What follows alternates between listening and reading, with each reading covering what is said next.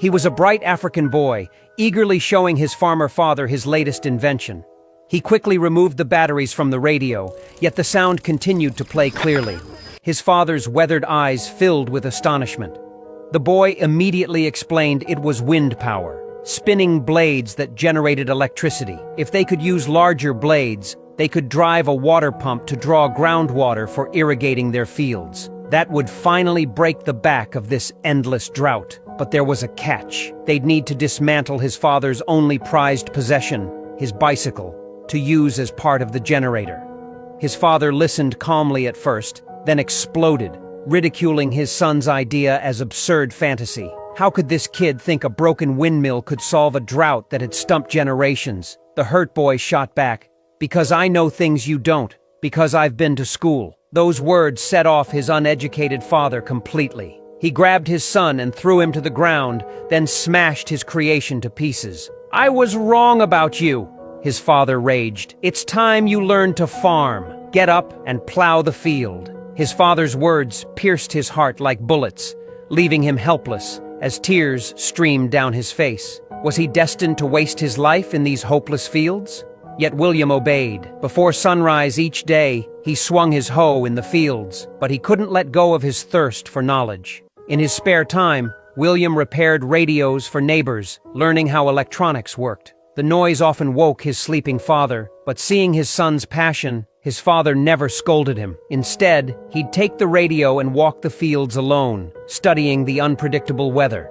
The extreme climate brought either months of relentless rain or scorching sun that withered the crops. The corn from this land was the family's only income source. As the drought worsened, corn yields plummeted and their savings ran dry. Even so, his father scraped together enough for William's first semester of middle school tuition. This unexpected gift transformed that day's harsh words into a warm embrace. Soon, William walked to school in his crisp new uniform, his steps light with joy, passing through dappled forest paths to the dusty schoolyard. Whether under blazing sun or sudden downpours, nothing dampened his hunger for knowledge. But as soon as the bell rang, his science teacher pulled William aside, demanding the remaining $80 in tuition within a week, or he'd be expelled from class. Happy moments are always fleeting. The hope in his eyes dimmed.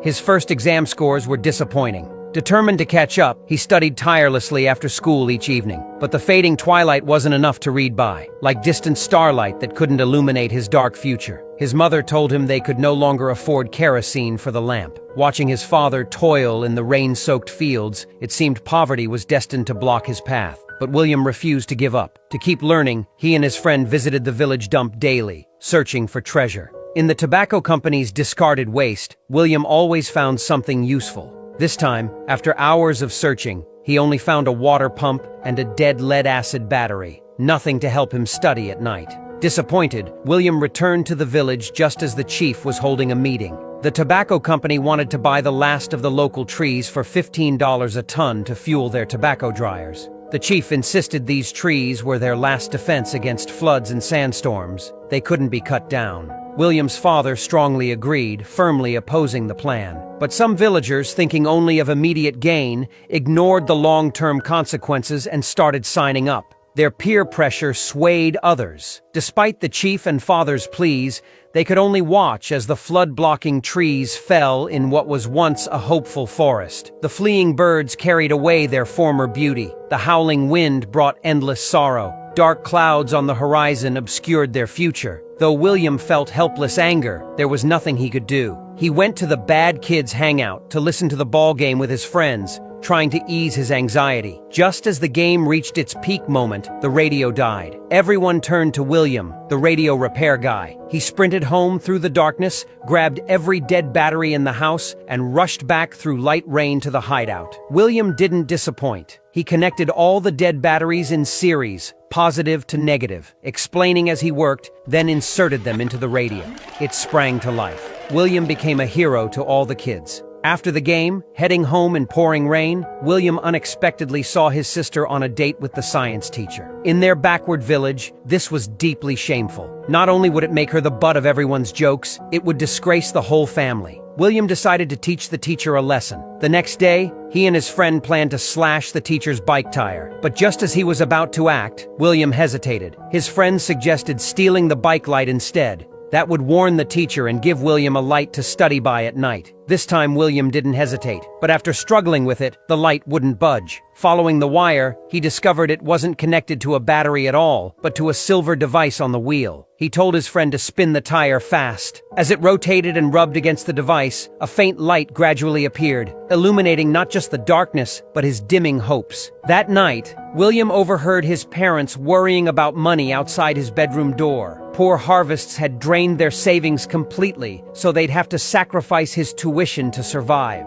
The next day, William was called out by the principal for not paying his tuition and permanently expelled from class. The light in his eyes went out. His frustration poured down with the storm clouds. Drifting white clouds carried away his dreams, and raging floods swept away his youthful aspirations. He stood frozen, as if time had stopped. His future seemed to drown in the rain-flooded fields. Without trees to block it, the rain grew more savage, gathering into countless streams that mercilessly swamped the farmland. His father, covered in mud, desperately dug drainage ditches in the storm. But against nature's fury, all efforts seemed futile. Helpless, he could only look apologetically at his mother. Yet their cursed life allowed no turning point. The rainstorm finally stopped, only to be replaced by scorching sun. Months of blazing heat left the new corn seedlings lifeless and drooping. Things couldn't continue like this. Desperate, his father rode his only bicycle across endless, desolate plains, through dingy, cramped villages, over muddy, crisscrossing fields, finally finding his friend who worked for the government. But his friend couldn't help. Instead, he told William's father to prepare for a nationwide famine. His father immediately went to the chief, hoping he could tell the president about their dire situation when he came to the village campaigning for votes. To prevent a repeat of the starvation 20 years ago, the chief agreed to his father's request. Now the family survived on meager cornmeal, praying the president's visit would change their tragic fate. But William believed fate was in your own hands. He vowed to make his dreams a reality. So he spent his days digging through the dump for treasures. Finally, a dead car battery gave him an idea. If he connected all the dead batteries together, positive to negative, he could make one useful battery. Connected to the water pump, it could draw groundwater to irrigate the fields. But the battery needed constant charging, a steady supply of electricity. How to generate that power became William's biggest challenge. So he put on his uniform and snuck into school when the principal wasn't looking. He found the science teacher and asked bluntly why his bike light worked when the wheel turned. The teacher explained it was a dynamo, but couldn't explain exactly how it worked or how to make one. He suggested William check the library, but William had been expelled. He had no right to enter. Thinking fast, William threatened to expose the teacher's relationship with his sister. The teacher reluctantly vouched for William to access the library. With the librarian's help, William quickly found a book on energy utilization. He was instantly captivated,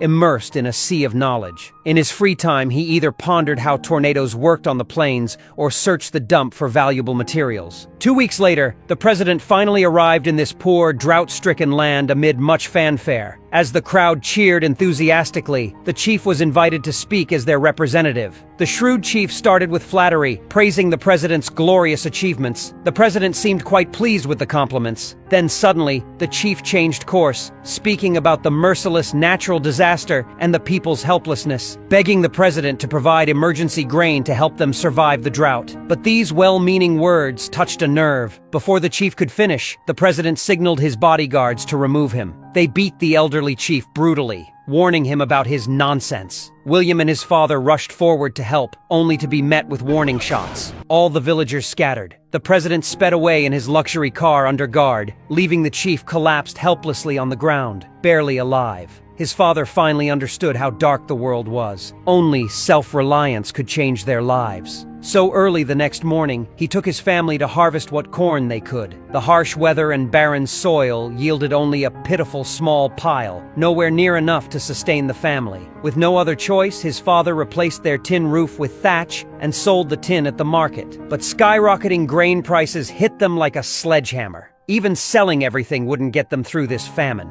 Just then, the radio reported the government denying any disaster. The fury his father had been bottling up exploded. Despite his wife and daughter's pleas, he insisted on joining the protest march. He would soon regret this impulsive decision. After his father left, William went straight to school. To speed up his research, he told the librarian his idea directly. If he could charge a battery with a windmill, he could power a water pump to draw water and easily solve the drought problem. But without the dynamo from the science teacher's bike, it was impossible. The librarian was amazed by William's bold idea and encouraged him to find the teacher. But they didn't know he'd already quit. Now he was trying to convince William's sister to elope with him. She firmly refused. William had put his ideas on paper, hoping to convince the teacher. But instead, he ran into the stern principal. William buried his head in his desk in shame, but the principal spotted him in the corner immediately. The principal furiously berated William. "You're stealing every student's education. You're stealing every teacher's knowledge. You've been expelled. You're never allowed to study here or at any school in this city again. Take your things and get out." Though William begged desperately, the principal coldly threw him out. The librarian pleaded for William, but it didn't soften the principal's cold heart. William stood alone in the endless drought-stricken land, his grand dreams growing hazier beneath drifting sand. Even the scorching sun couldn't warm his frozen heart, but his mother's comfort behind him was his last ray of warmth, giving him the strength to keep going. Finally, under public pressure, the government brought 2 trucks of cheap grain to ease the disaster. All the villagers rushed to buy some. His mother gave William what little money they had left and sent him on his father's bicycle to get grain.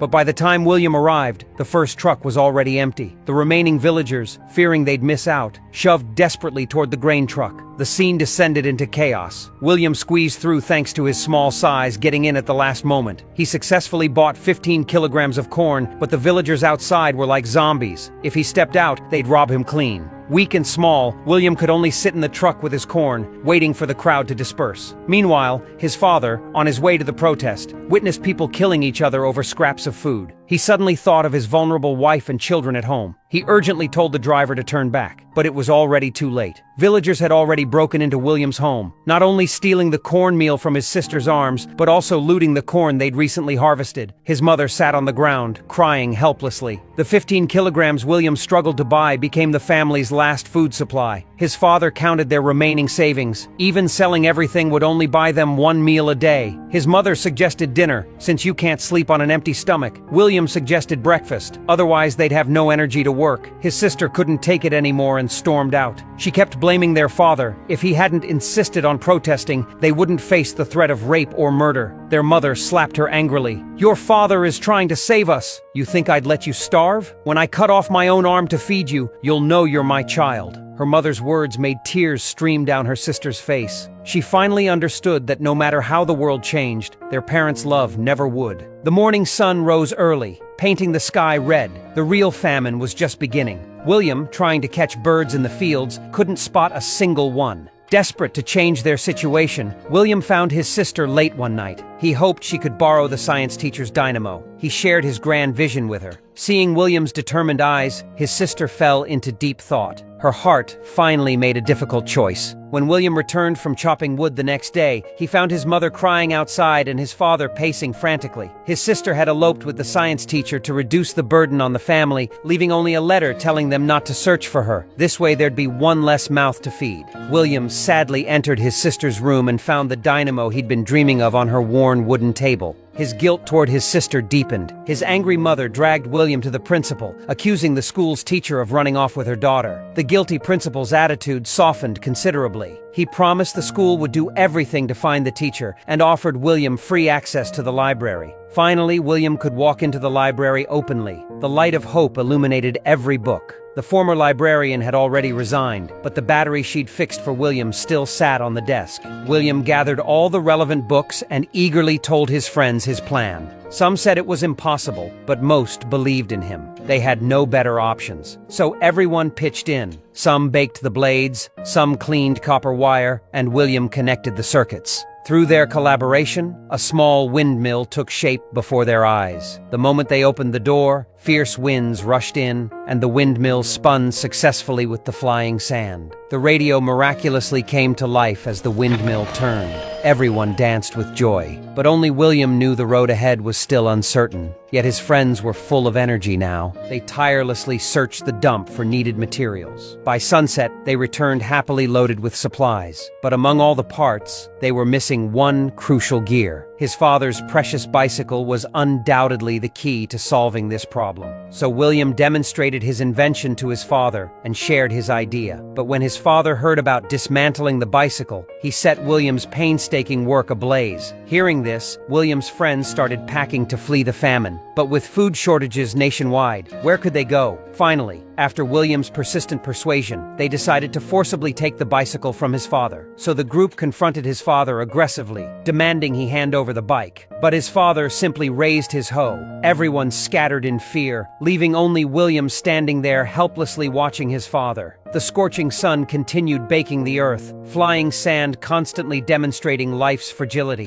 The once joyful school path was now lined with fresh graves. Even their faithful dog had starved to death. William's heart was filled only with endless sorrow and helplessness. Unable to bear seeing her son so defeated, his mother angrily vented her frustrations to his father. Her words finally awakened the stubborn man. He realized true happiness never comes from heaven. Only by taking fate into your own hands can you change your life and protect everything you love. So his father rode to find William. He apologized for his ignorance and stubbornness, but William said he'd never blamed his father. It was his father's persistence that gave him the chance to go to school. Seeing his son's determined eyes, his father finally let go of his prejudice. All barriers between father and son dissolved as they dismantled the bicycle together. William immediately threw himself into intense work. His father chopped trees energetically for the windmill's frame. Hearing about it, villagers rushed over to help. They raised the heavy, tall frame together, working in coordination to secure every crossbeam. Finally, they lowered the pipe bit by bit into the deep well. Under everyone's watchful eyes, the windmill's final assembly was completed. William carefully connected every wire, then slowly unwound the wire binding the blades. The windmill lived up to their hopes, spinning in the wind. It spun people's hopes for life and lifted the poor boy's shirt and future. As the dynamo generated electricity through constant friction, current flowed through wires to the water pump. People dug ditches and channels, waiting for water to arrive, until a sound full of hope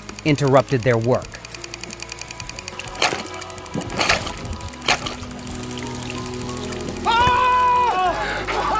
His father embraced William excitedly. This vibrant source of life didn't just flow into the parched earth, it awakened people's dying hope. His father's weathered eyes filled with pride for William. Flowers bloomed and fell, clouds rolled and unfurled. A touch of new green broke through what was once barren, drought-stricken soil. It brought not just hope for survival, but the promise of an approaching harvest. Because of his windmill invention, William not only got into a top high school, but also earned a full scholarship and graduated successfully. He went on to earn a degree in environmental science from Dartmouth College in the United States. This true story shows us that knowledge is the best path to changing one's destiny, and poverty cannot block the road forward.